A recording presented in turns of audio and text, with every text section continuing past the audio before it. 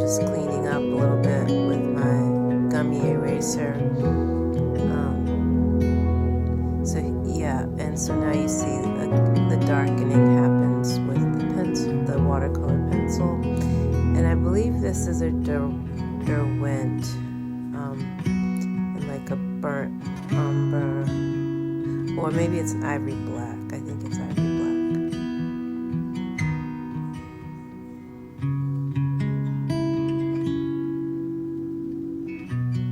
But you could use, like a dark brown or a burnt umber. I wouldn't mind using burnt umber for this, but I think what I had on hand was an ivory black. I apologize, the image is a little out of focus right now.